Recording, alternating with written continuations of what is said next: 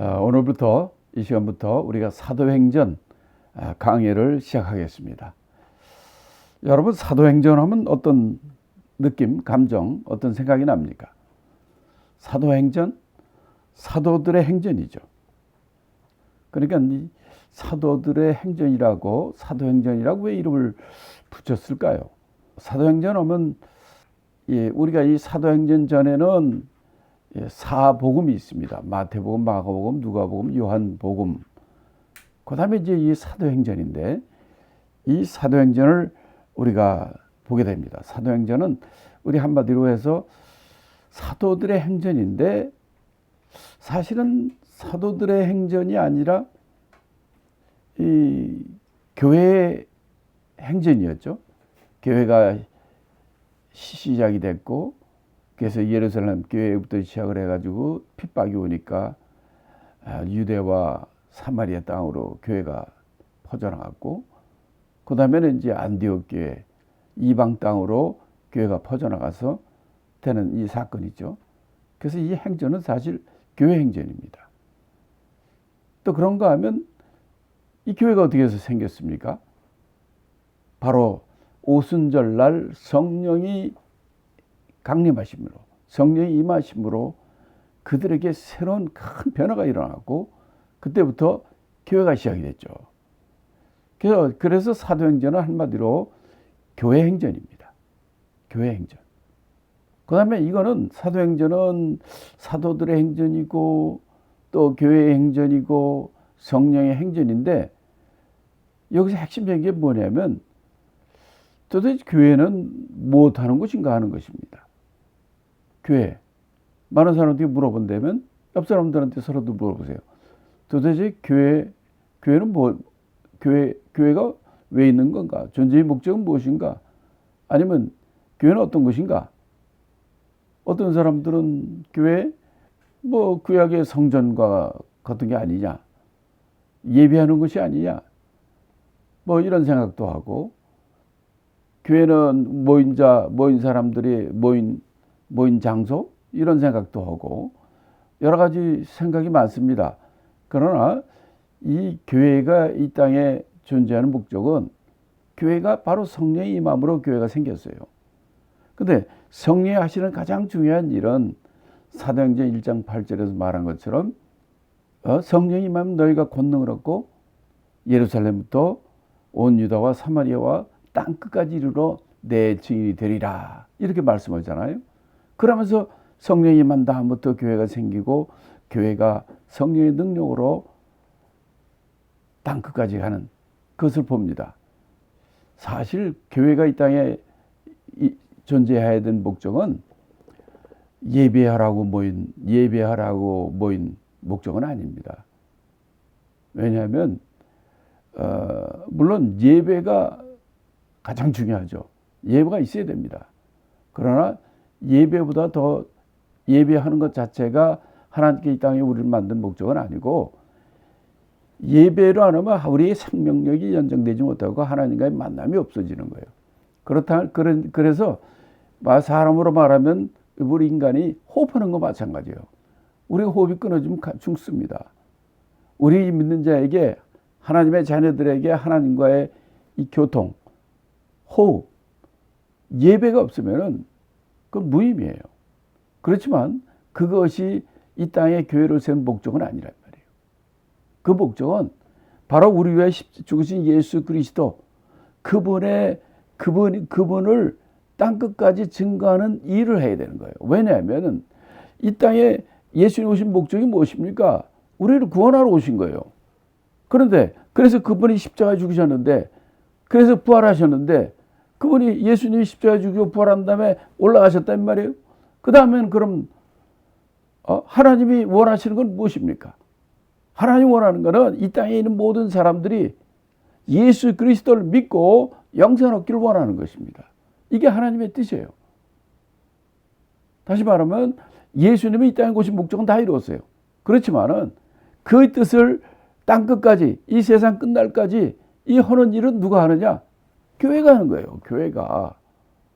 그러니까 교회 예배가 중요합니다.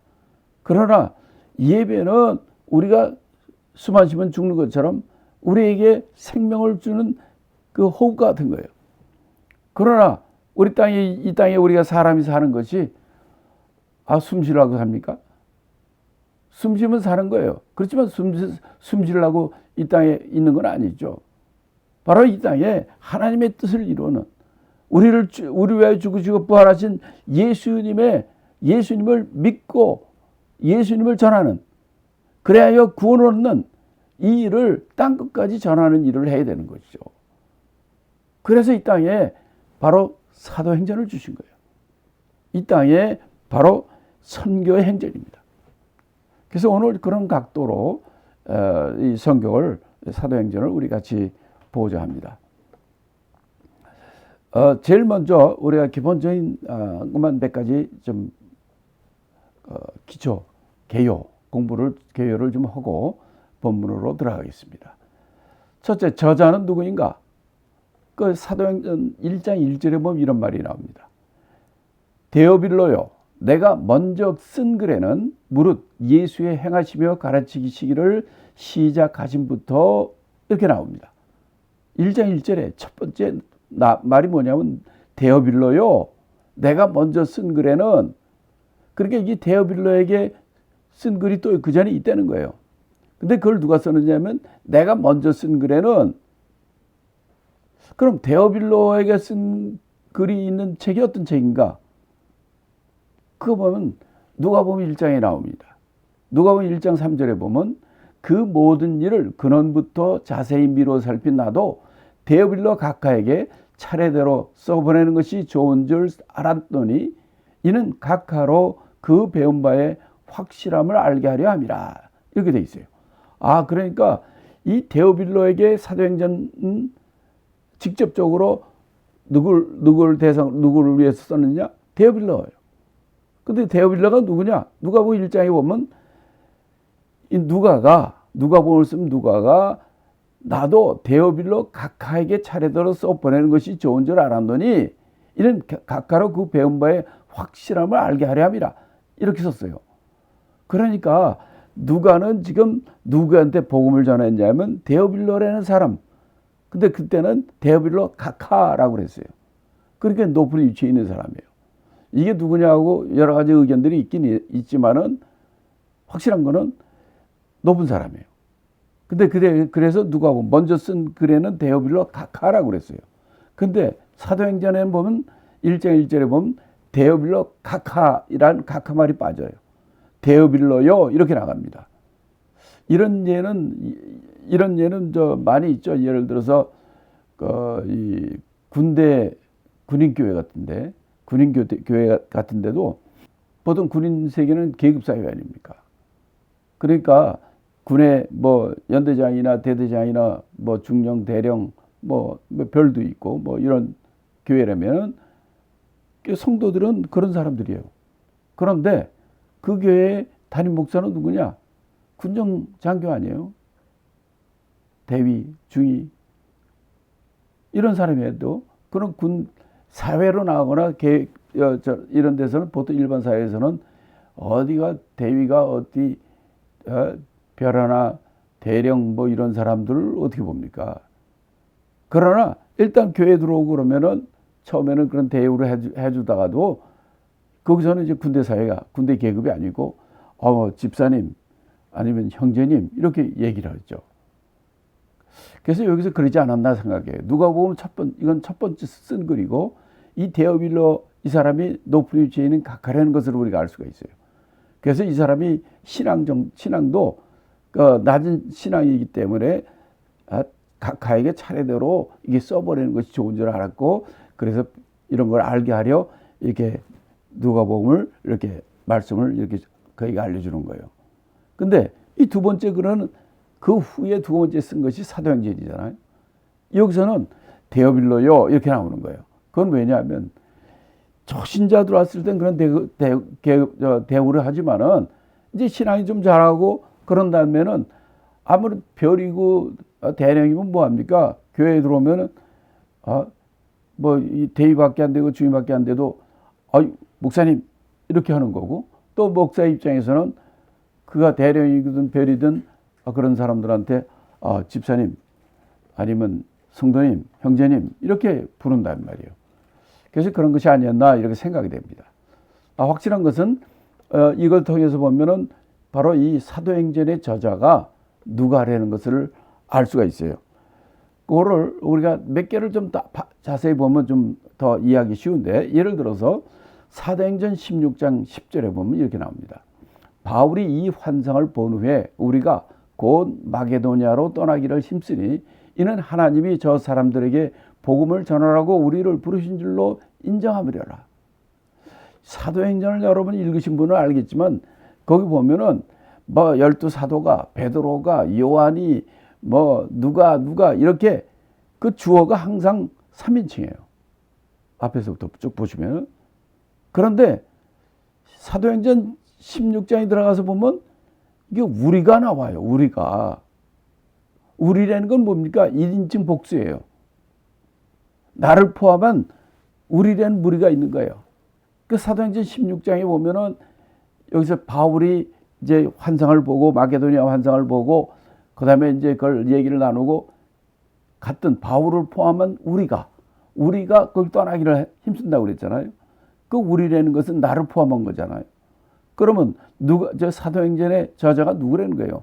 누가가 이때부터 합류했거든.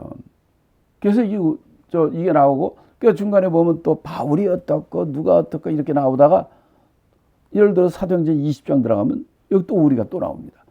우리는 무교절 후에 빌립보에서 배를 떠나 다스안에 들어와 있는 그들에게 와서 이래를 머문다. 중간에 빠졌다가 또 우리가 이렇게 나오는 거예요. 그는 누가가 바울과 같이 갔다가 또 헤어졌다가 다시 들어가고 이런 거예요. 사도행전 28장 1절에도 우리가 구원 얻은 후에 앉아 그 섬은 멜리데라 하더라. 유라굴로 광풍을 만나가지고 그 섬에 도착한 것이 멜리데라는 섬인데, 이때 그 누가가 같이 갔잖아요. 그래서 우리가 하라고 나옵니다. 그 다음에 바울이 그 로마의 그 집에서 있느니라 뭐 이렇게 나올 때는 또 바울 이렇게 나오지. 그 3인칭을 쓰다가 이 사도행전 중간중간에 이렇게 우리라는 단어를 통해서 여기서부터 누가가 동행을 했구나, 이런 걸 알 수가 있는 거예요. 이것처럼 우리가 사도행전의 저자는 누가복음의 저자인 누가가 누구인가, 누가 자꾸 나오니까 좀 혼동될 수도 있겠는데, 이 누가복음의 저자인 누가인 것을 우리가 확실히 알 수 있습니다. 또 두 번째는 이제 기록 연대인데요. 이 특별히 이제 사도행전 여기나 이런 보면 로마의 그 당시에 대화제, 네로 황제 때 대화제가 있었고, 또 네로의 기독교 박해, 또 그 주후 64년이고 예루살렘 멸망, 이런 것들이 전혀 언급이 없어요. 그런 걸 보면은 요때 이유가 아닌가, 이런 생각, 이런 의견들이 많습니다. 그 다음에 세 번째는 기록 장소. 이거는 그 사도행전 28장 마지막 장에 보면은 그 로마에 도착해서 바울이 이따 사역하다 하는 것을 얘기하고 딱 끝납니다. 그래서 그걸 보면 로마에서 썼다는 것을 우리가 알 수 있습니다. 사도행전의 특징을 몇 가지만 얘기를 하면, 첫째, 사도행전은 5번째 복음서라고 부릅니다. 왜냐하면 누가복음의 계속 2번째 글이 있거든요. 그래서 이게 누가복음의 계속이다라고 얘기하는데, 누가복음은 사도행전의 그 차이를 요거 끝난 다음에 잠깐 말씀드리겠습니다. 예를 들어서 누가복음의 마지막 부분에 보면 누가복음 24장 49절 하고, 그 다음에 사도행전의 첫 부분은 사도행전 1장에 그 4절에 보면 이런 내용이 나와요. 자, 누가복음 24장 49절 제가 읽습니다. 볼지어다 내가 내 아버지 약속하신 것을 너에게 보내리니 너희는 위로부터 능력을 입혀올 때까지 이 성에 유하라 하시리라 하고 누가복음 마지막 24장에서 이렇게 얘기합니다. 근데 사도행전 1장, 바로 누가복음 다음 첫 장이 이제 사도행전인데, 여기서 또 뭐라고 얘기냐면 사도와 같이 모이사 저에게 분부하여 가라사대 예루살렘을 떠나지 말고 내게 들은 바 아버지의 약속하신 것을 기다리라.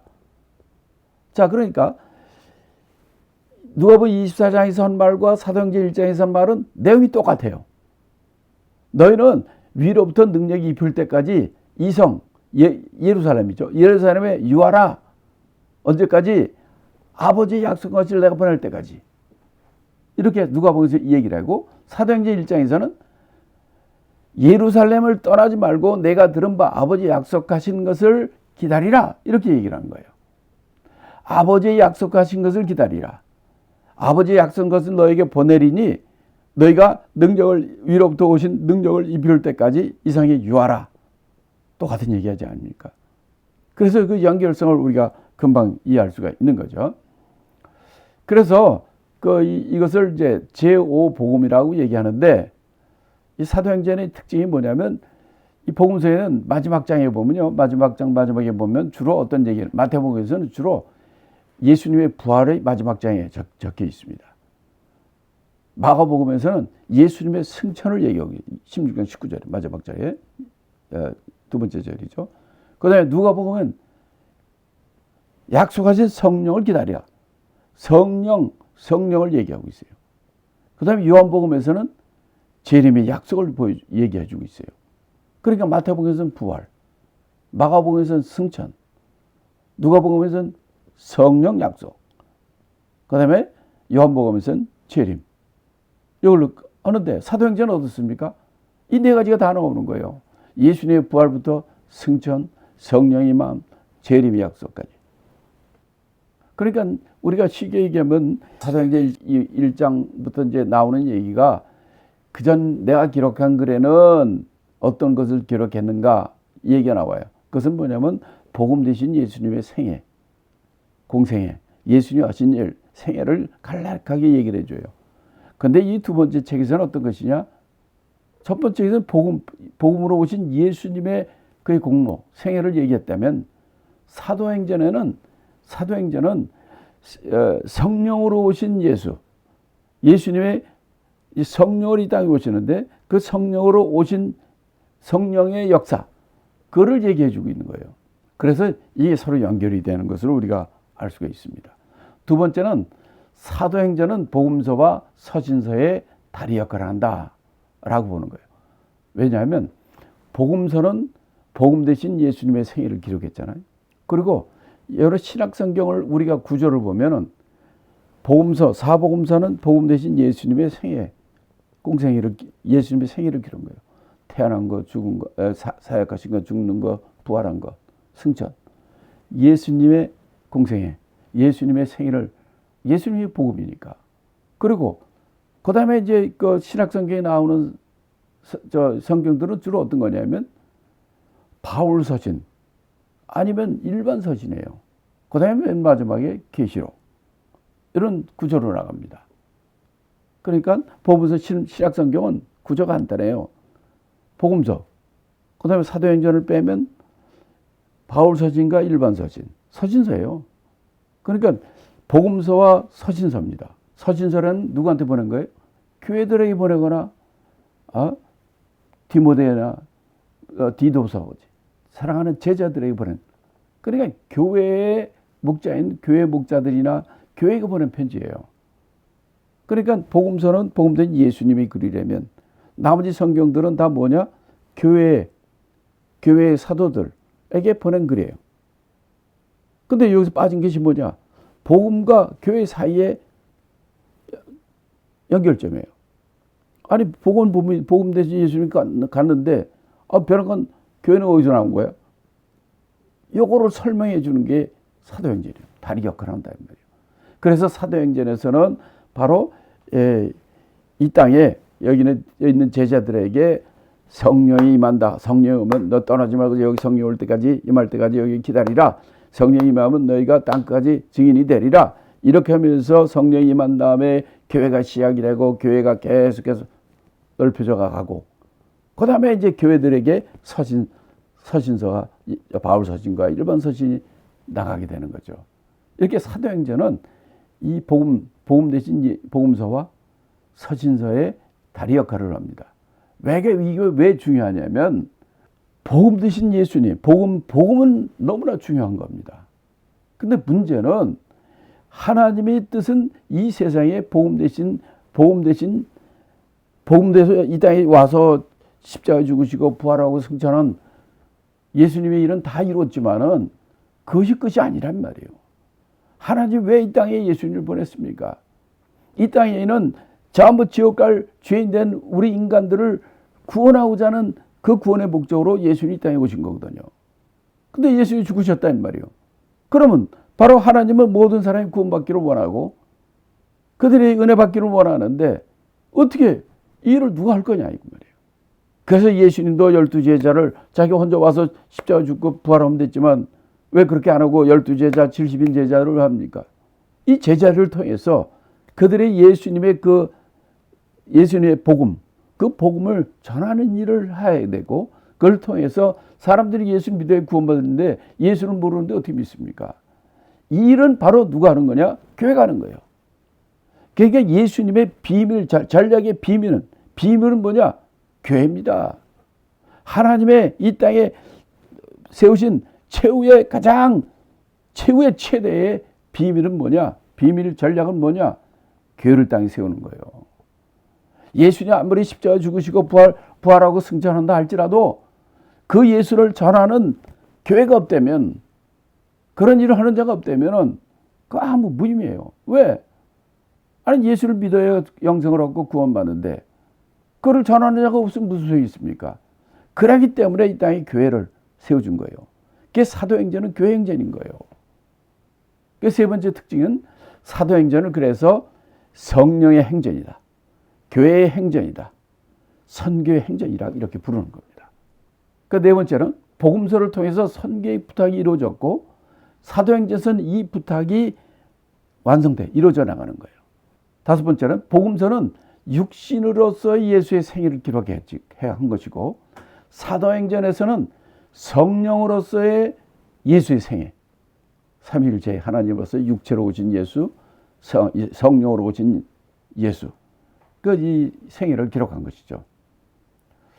여러분 이 사도행전에 제가 중국 선교를 25년, 올해가 25년째인데 이 사도행전 29장 15절에 보면 중국 선교 얘기 나오는 거 아십니까 혹시?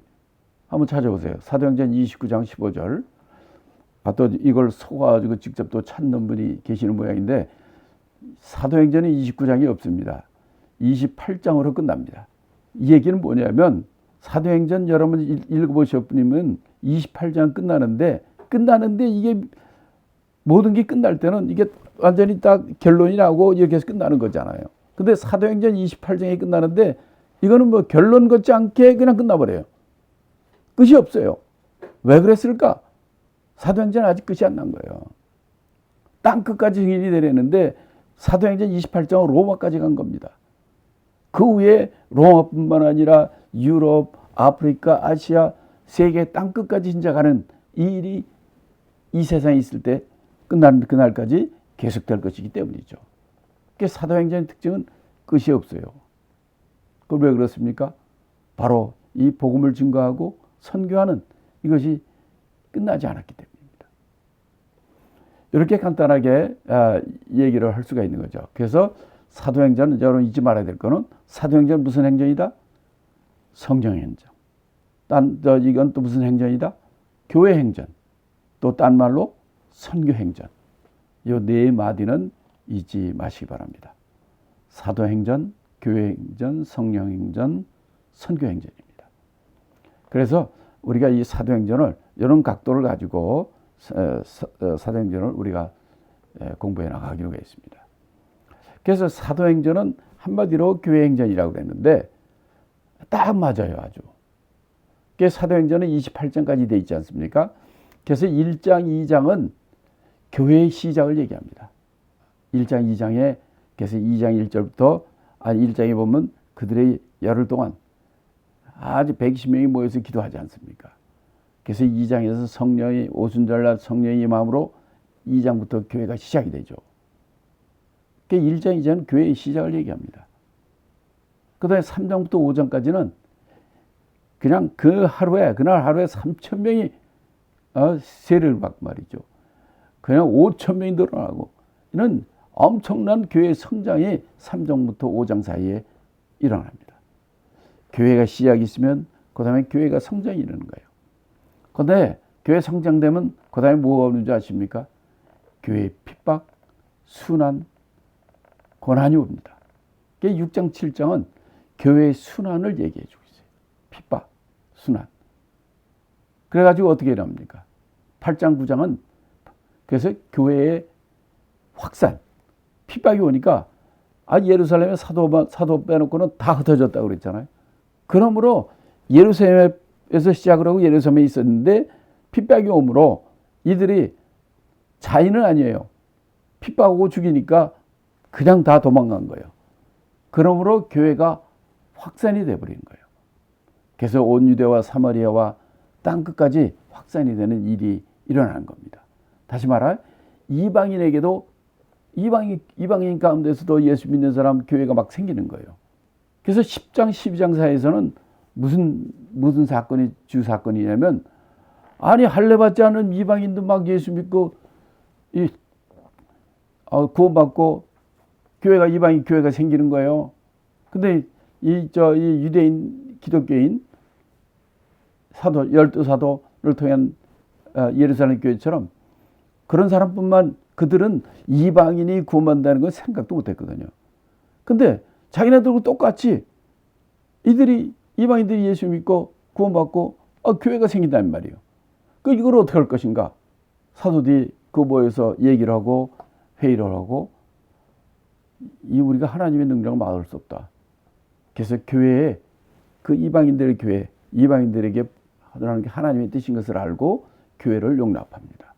교회의 용납, 전 세계 이방인 교회들을 용납하는 그 일이 이루어지는 거예요. 12장까지. 그래서 이제 13장부터 28장까지는 13장에서는 바로 이방인 교회 안디옥 교회 선교사를 파송하는 것부터 시작이 되거든요.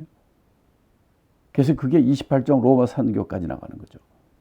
그러니까 13장부터 28장까지는 마지막 장까지는 교회의 선교입니다. 안디옥 교회부터 시작을 해서 그들이 터키, 갈라디아, 터키, 가파도니아, 그다음에 마케도니아, 또 헬라, 로마 이렇게 교회가 쭉 확산돼서 선교하는 교회 선교가 주가 되는 거예요. 그게 사도행전을 교회행전, 사도행전을 선교행전 이렇게 얘기를 합니다. 그러니까 사도행전은 28장까지 있는데 이거는 교회로 본다면 간단해요. 앞부분은 예루살렘 교회입니다. 뒷부분은 안디옥 교회 중심, 이방인 교회 중심이에요. 또 지도자를 놓고 보면은 앞부분은 사도 베드로 중심이야. 근데 뒷부분은 누구예요? 바울. 이방인의 사도에는 바울 중심이에요. 또 앞부분은 유대인 중심의 교회입니다. 그다음에 뒷부분은 뭡니까? 이방인 중심의 교회, 이방인 중심의 사역 이렇게 나눠집니다. 그러니까 사도행전 개요는 간단해요.